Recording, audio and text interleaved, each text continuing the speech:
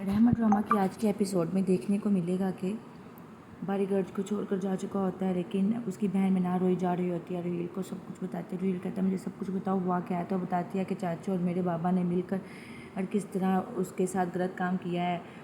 वाड़ी प्रीशे को पसंद करता था, लेकिन जैसे ये बात चाचू और मेरे बाबा को पता लगी तो उन्होंने उसकी ज़िंदगी से प्रीशे को निकाल दिया, उसको इंसल्ट किया। और इतना ही नहीं, तुम्हारे बाप के कहने पर मेरे बाप ने बीमार होने का नाटक किया, मेरे भाई को ब्लैकमेल इमोशनल किया, जिसकी वजह से उसे नाया से शादी करने के लिए हाँ करनी पड़ी। मैं सोच भी नहीं सकती थी कि ये सब कुछ हो सकता है। रुहेल ये सारी बातें सुन रहा होगा तो वो मनाल को चुप करवाने की बहुत कोशिश करेगा कि मनाल तुम चुप हो जाओ, सब कुछ ठीक हो जाएगा। मैं भी ये सोच नहीं सकता था कि बाबा और चाचू ऐसा कुछ भी कर सकते हैं, वो भी अपनी औलाद के साथ। क्योंकि मैं कुछ नहीं कह सकती, मुझे नहीं पता बारिश टाइम किस हाल में होगा, मुझे बहुत ज़्यादा परेशानी हो रही है। रुहेल कहेगा तुम परेशान नहीं हो, वो ठीक होगा इंशाल्लाह, जब उसका गुस्सा ठंडा हो जाएगा वो आ जाएगा।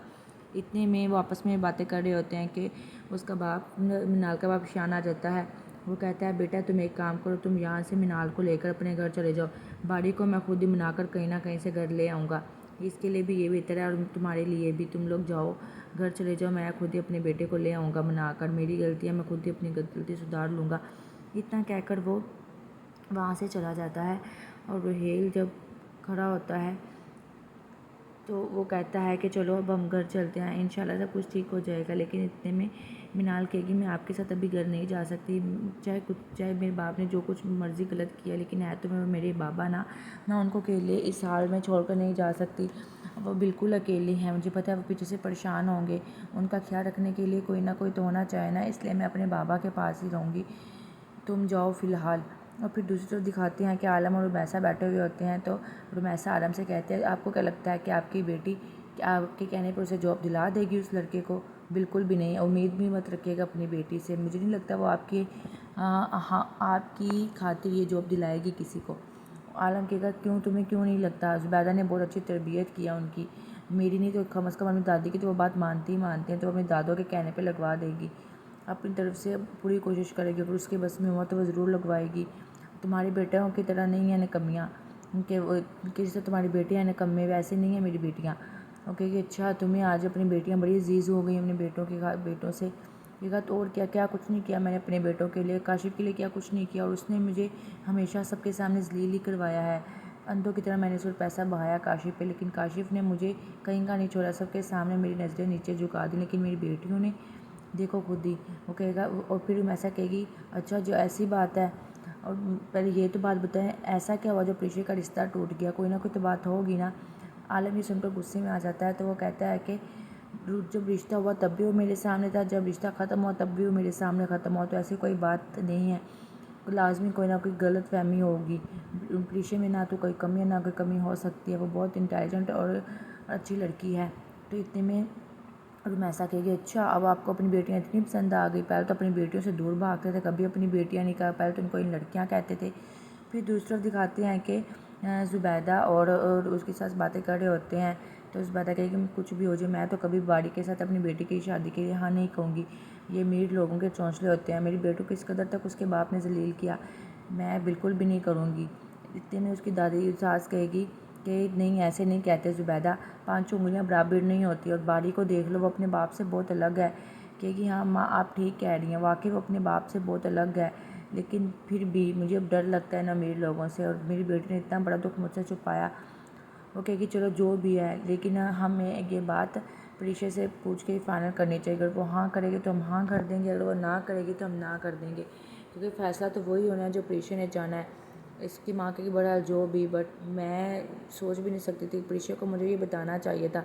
उसकी दादी कहेगी रुको मैं उससे पूछ कर आती हूँ। उसकी दादी कमरे में जाती है प्रीशा के पास, वो कहती है बेटा इतना सारा कुछ तुम खुद ही सह गई, तुमने अपनी दादी को भी नहीं बताया जो तुम्हारी दोस्त थी, कम अज़ कम प्रीशा बेटा तुम्हें मुझे तो बताना चाहिए था ये सब, बारी तो इतना अच्छा लड़का है, माना उसके बाप ने बहुत ज़्यादा गलत किया, वो तुम्हारा रिश्ता लेकर आया है। तो प्रीशा कहेगी मैंने सारी बातें सुन ली थी वहाँ पे दादो खड़े होके।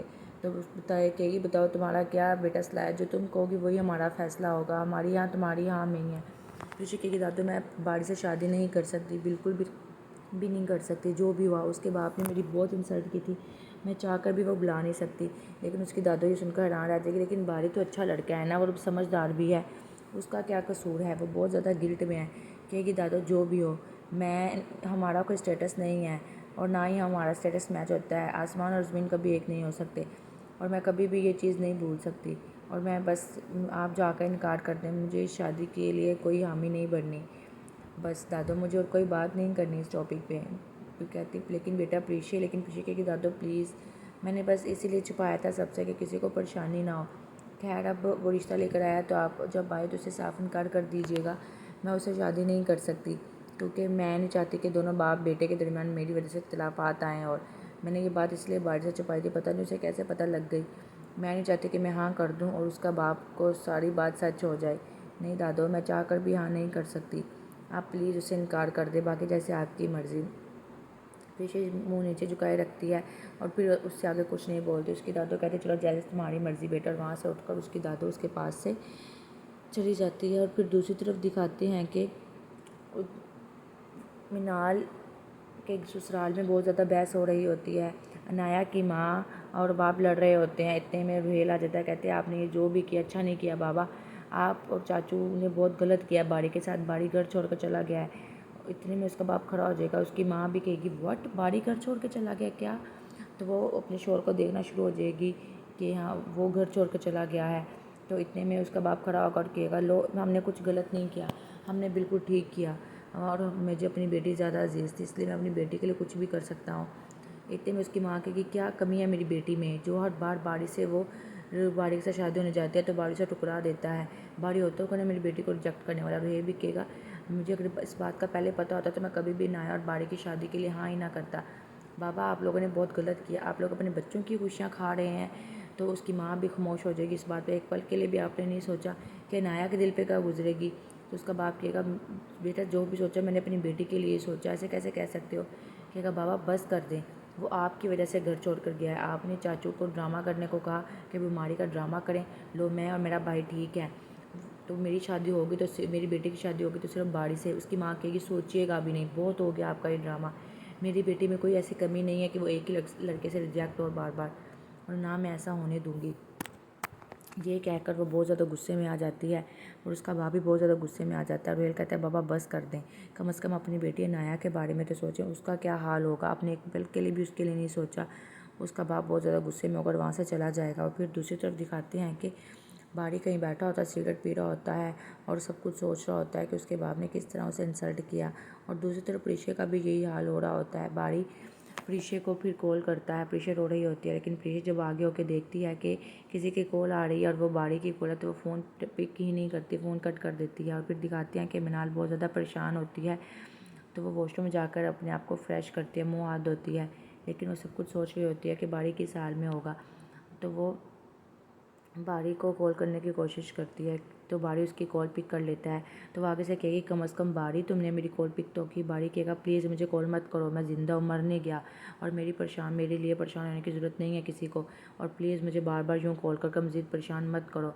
वो ये कहकर फ़ोन काट देता है लेकिन उसकी बहन मिनाल बार बार हेलो बोलते लेकिन उसे पता लगता है मेरे भाई ने कॉल काट दिया है। और फिर दिखाते हैं कि उसका बाप की बातों को याद कर आता है कि उसके बाप ने किस तरह से कह दिया कि बेटा चलो तुम्हें नाराज़गी तुम मुझसे रहो, तुम इस घर में तो रहो, इस घर को छोड़ने का क्या ही जवाज़ बनता है। वो सब कुछ अपने सब लम्हात को याद करेगा कि किस तरह मेरे बाप ने मुझे जलील किया, किस तरह मेरे बाप ने मेरा भरोसा तोड़ा। फिर दूसरा दिखाते हैं कि उसका बाप शियान बहुत ज़्यादा परेशान होता है, वो भी सोच रहा होता है कि बाड़ी किस तरह घर छोड़कर चला गया गुस्से में। वो सब कुछ अपने जहन में सोचता है और फिर ज़ोरों का तार रोना शुरू कर देता है। इतने में जब उसकी बेटी मिनाल की नज़र और उसकी तरफ बाहर पड़ती है तो वह देखती है कि उसका बाबा ज़ोरों से रो रहा है। उसके बाबा को गिल्ट जो है उसको फील हो गया है कि उसके बाबा गलत थे और उसके बाबा को भी फील हो गया है कि उसने गलत किया है। वो काफ़ी देर देखती रहती है कि उसके बाबा सब कुछ सोच रहे होते हैं कि वो रो रहे हैं, लेकिन वो अपने बाबा के पास नहीं जाती, खामोशी से वहाँ देखती रहती है और परेशान होती है। उसके बाबा को अपनी बेटी की भी बातें याद आ रही होती हैं कि उसकी बेटी ने भी उससे कहा होता है कि बेटा बाबा आपने अच्छा नहीं किया। और फिर दूसरी तरफ दिखाते हैं कि रिमशा बैठी अपनी माँ से बातें कर रही होती है। हाँ मम्मा आप बताएं, जब से बेबी मिसकैरेज हुआ है इन दोनों में बातचीत होना बंद हुई कि नहीं? कहेगी बेटा जब से ये सब हुआ है मेरा बेटा ज़ुहैब तो बिल्कुल कुछ बोलता ही नहीं है, ना किसी से बात करता है। कहती माँ हम यही तो चाहते थे कि और देखो मेरा प्लान कामयाब कर गया, उस बच्चे को मैंने ख़त्म भी कर दिया और उसका जेवर भी मेरे पास है। उसकी माँ कहेगी चुप कर जो, वो सुन ना ले सारा कुछ, और फिर पता नहीं तुम्हारा भाई तुम्हारे साथ क्या करेगा। कहती माँ ऐसे कैसे कुछ करेगा, उसे पता लगेगा तो ना। इतने में दूसरी तरफ दिखाते हैं कि आलम अपने घर आता है तो उसकी बीवी दरवाज़ा खोलते हुए कहती है आप यहाँ। कहेगा क्यों, मैं इस टाइम इधर नहीं आ सकता। कहेगी नहीं, इस टाइम आप दुकान पे होते हैं ना, तो इसलिए। कहेगा बस वैसा ही, मुझे थोड़ा सा काम था और ये ला मिठाई। कहेगी ये किस खुशी में लेकर आए हैं।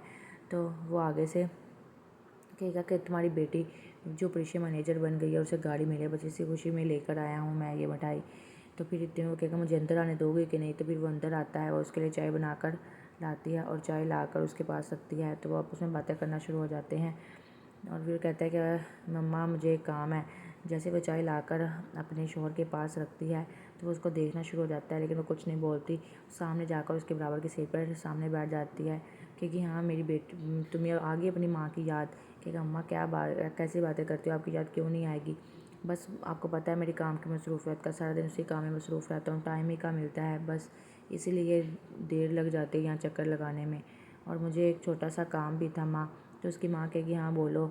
कहेगा कि मम्मा जो अकरम था उसका बेटा अच्छा पढ़ा लिखा है, वो बेरोज़गार है, उसे नौकरी चाहिए। तो वो चाह रहा था कि प्रीशे वहाँ मैनेजर है तो प्रीशे कम से कम उसकी सिफारिश कर दे, उसकी नौकरी लगवा दे। अगर आप कहेंगे तो प्रीशा मना नहीं करेगी। उसकी माँ कहेगी देखो बेटा चाय ठंडी तो नहीं कहीं होगी। कहेगा नहीं चाय ठंडी नहीं होगी, चाय बिल्कुल ठीक है और मज़े की भी और अच्छी है। तो कहेगा बस माँ यही मेरा काम है कि आप अगर प्रीशा से बात करें तो प्रीशा आपकी बात नहीं टालेगी। इतने में लीज़े खाना बिरयानी बना रही होती है और ज़ेब आ जाता है। कहता है ये किसके लिए बना रही हो, मैं बाहर से ऑर्डर कर देता हूँ। तो वो कहेगी नहीं आप ही ने मुझे ऑर्डर दिया, आप ही ने अपने दिल की ख्वाहिश ज़ाहिर किया कि मुझे बिरयानी खानी है तो बस मैं बना देती हूँ। कहेगा बाहर से मंगवा देते। कहते नहीं आपने बड़े चाह के साथ मुझे कहा है तो मैं खुद ही बनाऊँगी। तो इतने में वो कहता है कि चलो ठीक है तुम बिरयानी बना दो, फिर उसके बाद हम बाहर आउटिंग के लिए जाएंगे, वापसी पे अम्मी की तरफ से होते हुए आएंगे।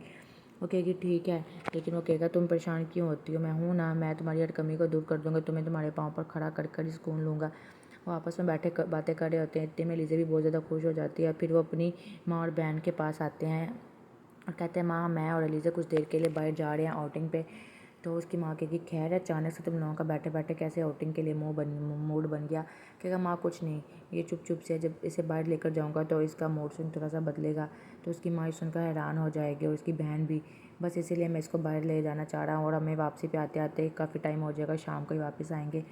लीज़ा कुछ नहीं बोलती। लीज़ा बस इतना कहते हैं कि आप ही मैं अम्मी मैंने बिरयानी बना दिया है, सैलड और रायता सब कुछ वहाँ लगा दिया है, इसके अलावा भी कुछ चाहिए हो तो किचन से ले लीजिएगा, बाकी सब कुछ मैंने डाइनिंग टेबल पर लगा दिया है।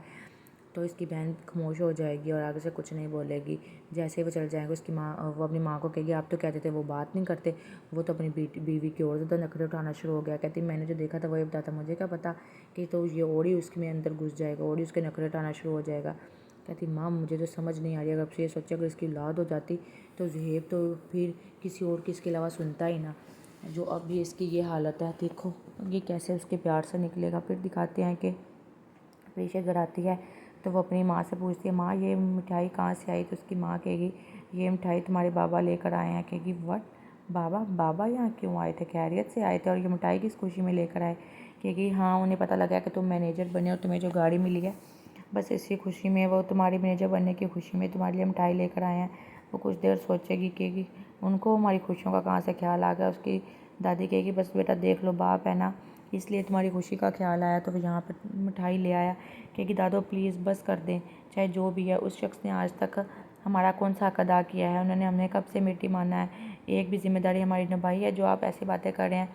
उसकी माँ कहेगी बेटा चाहे जो भी हो लेकिन वो है तो तुम्हारा बाप ना, तो ऐसी बात नहीं करते बाप के बारे में। तो वो सुनकर कही माँ बस कर दें, कई बार समझा चुकी हूँ मैं आपको उनके बारे में कि उन्होंने हमारी कोई जिम्मेदारी नहीं उठाई। बाप बाप बाप ऐसे होते हैं और आप प्लीज़ ऐसे मत कहें मुझे। और उन्होंने आज तक कोई ज़िम्मेदारी जब पूरी नहीं की, आपकी ज़िम्मेदारी मेरी ज़िम्मेदारी, तो फिर क्यों आप ऐसी बातें कर रही हैं। बाप है तो रहे बाप, मुझे नहीं है उनके बारे में कोई बात सुननी। वो कह गया और मिठाई लेकर आया था और साथ एक काम कह के गया है, किसी की जॉब लगवानी है जो कोई बेरोज़गार है। कह रहा था कि प्रीशा से कह देना, वो प्रीशा खुद ही मैनेज कर लेगी अगर उसमें बस में हुआ। तो उसकी दादो कहेगी हाँ बेटा तुम्हारा बाप जाते वक्त ये काम कह कर गया है। तो वो कहेगी ठीक है, वो कुछ से छोटे घर वहाँ से चली जाएगी। इतने में दरवाज़ा नॉक होगा। जब वो दरवाज़ा खोलेंगे तो देखेंगे कि बाड़ी आया है तो उसकी वो दादो से आके कहेगा, दादो अभी तक मैंने आपके जवाब का इंतज़ार किया है, अब आप जवाब बता दें कि मेरे हक़ में आप फ़ैसला करेंगे। उसकी दादो कहेगी, नहीं बेटा, मैं चाह कर भी तुम्हें हाँ नहीं कर सकती, मेरी तरफ से इनकार है। तो ज़ुबैदा ये सुनकर चुप हो जाएगी, कुछ नहीं बोलेगी, वो भी देखने लग जाएगी। लेकिन इस बात पे बारी कहेगा, दादो क्यों, मैंने आपसे माफ़ी मांगी तो है, मैं कह रहा हूँ ना, मैं प्रीशा को बहुत ज़्यादा खुश रखूँगा, मैं अपने बाप की तरह नहीं हूँ, मैं उसको हर वो मुकाम दिलाऊँगा जिसकी वो हकदार है। वो कहेगी, बेटा ये ना मेरी तरफ से नहीं है, मैं चाहती तो हाँ कर देती, लेकिन प्रीशा ने ना कर दी है, साफ साफ इनकार कर दिया है तुमसे शादी को। कहेगा, दादो क्या, दादो आप प्रीशा से बात करें। कहेगी, बेटा मैंने बहुत बात की लेकिन प्रीशा नहीं मानी। फिर वो दादो से कहेगा, दादो अगर आपकी इजाज़त तो एक दफ़ा मैं प्रीशा से बात कर देखूँ। तो उसकी माँ उसकी तरफ देखेगी तो कहेगी, ठीक है जाओ कर लो बात। फिर आपस में वो बातें करने लग जाएंगे। तो प्रीशा को कहेगा, प्रीशा कैसी हो। कहेगी, मैं ठीक हूँ। पूछेगा, क्या हाल है। कहेगी, मैं बिल्कुल ठीक हूँ, आप सुनाएं। अल्हम्दुलिल्लाह मैं तो फिट हूँ। और आगे से हंसकर जवाब देगी। कहेगी, आप बताएं आप कैसे हैं, आप खैरियत से आए, यहाँ पे क्या काम था आपको मुझसे। कहेगा, प्रीशा ऐसे क्यों बात कर रही है, तुमने शादी से क्यों इनकार किया। वो कहेगी, बस मुझे ये शादी नहीं करनी, मुझे इसलिए मैंने साफ साफ इनकार कर दिया, प्लीज़ आप मत आएँ, चले जाएँ यहाँ से। वो कहेगा, प्लीज़ प्रीशा, मैं अपनी माफ़ी मांग तो चुका हूँ, क्या तुम मुझे माफ़ नहीं करोगी। वो कहेगी, आप क्यों माफ़ी मांग रहे हैं, मुझे आप पे कोई गुस्सा नहीं और ना मैं आपसे नाराज़ हूँ, प्लीज़। और प्लीज़ यूँ इस तरह मुझसे माफ़ी ना मांगे, आपने कोई गलती नहीं कही। और जहाँ तक रही शादी की बात, ज़मीन और आसमान कभी एक नहीं हो सकते, हमारे में भी यही है, हमारा कोई भी स्टेटस नहीं है कि तुम इतने अमीर हो तुम मुझसे ऐसी लड़की से शादी करो, प्लीज़ इससे बेहतर है। कहेगा, प्लीज़ प्रीशा ऐसे क्यों कह रही, मैं तुम्हें हर वो मुकाम दिलाऊंगा जिसे जो तुम्हारा हक़ है, लेकिन ऐसे नहीं को प्रीशा, मैं तुम्हारे बगैर नहीं रह सकता। वो काफ़ी कोशिश करेगा कि प्रीशा उसकी बात मान जाए, लेकिन प्रीशा किसी भी हद तक नहीं जाएगी, वो ना उसको साफ साफ इनकार कर देगी। तो अगर प्रीशा, मैं जानता हूँ मेरे बाप ने जो भी किया, मैं उसकी तरफ से भी माफ़ी मांगता हूँ, लेकिन प्रीशा प्लीज़ मुझे यूँ रिजेक्ट नहीं करो, मैं मर जाऊँगा, मैं तुम्हारे बिना जीने का तसव्वुर भी नहीं कर सकता। लेकिन प्रीशा कुछ नहीं बोलती, खामोशी सुनती रहती है। वो प्रीशा की बहुत ज़्यादा मिन्नतें करता है कि प्रीशा मान जाए किसी तरह, लेकिन प्रीशा आखिर तक उसे इनकार ही करती रहती है। कहती है, बस मैंने सोच लिया है, मैं इससे आगे कुछ नहीं कहूँगी, अगर कोई और बात है तो बता दो, अगर यही बात है तो मैं साफ साफ इनकार कर रही हूँ, प्लीज़ यहाँ से चले जाओ। मैंने दादू को भी कह दिया था इनकार का, तो फिर दादू के कहने पे ही आपको चले जाना चाहिए था। कहेगा, प्रीशा प्लीज़ मान जाओ। प्रीशा कहेगी, नहीं बारी अब नहीं, इज़्ज़त बहुत अजीज़ है, इज़्ज़त से बढ़कर कुछ नहीं है, जितनी इंसल्ट मेरी होनी थी हो गई, लेकिन अब नहीं, बेहतरी इसी में है कि तुम यहाँ से चले जाओ, मैं तुमसे शादी नहीं करना चाहती, यही मेरी आखिरी बात है और मैं इससे आगे कुछ नहीं कहूँगी। ये कहकर वो फिर प्रीशा से कहेगा, प्रीशा एक दफ़ा सोचो प्लीज़, मेरी ज़िंदगी के बारे में सोचो। लेकिन प्रीशा कुछ नहीं बोलती।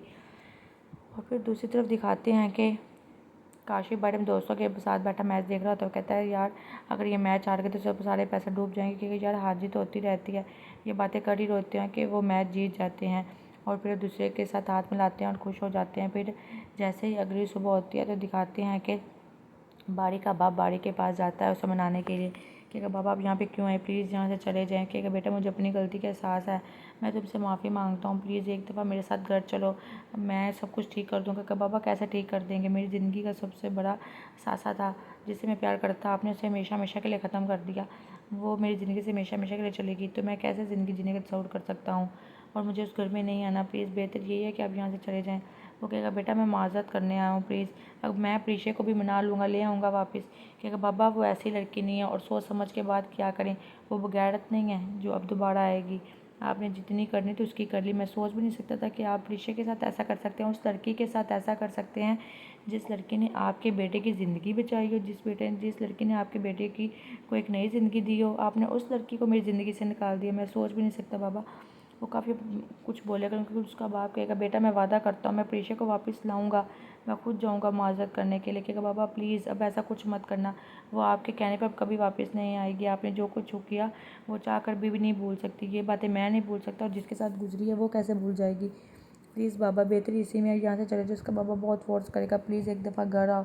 कहेगा, बाबा आपने अपनी ज़िद में अपने बच्चों को हरा दिया, लेकिन बस बाबा अब मज़ीद नहीं, अब अपनी ज़िद पूरी करें, मैं नहीं जाऊँगा, प्लीज़ यहाँ से चले जाएँ, रिक्वेस्ट है आपकी, मेरी मज़ीद तबीयत ख़राब हो जाएगी।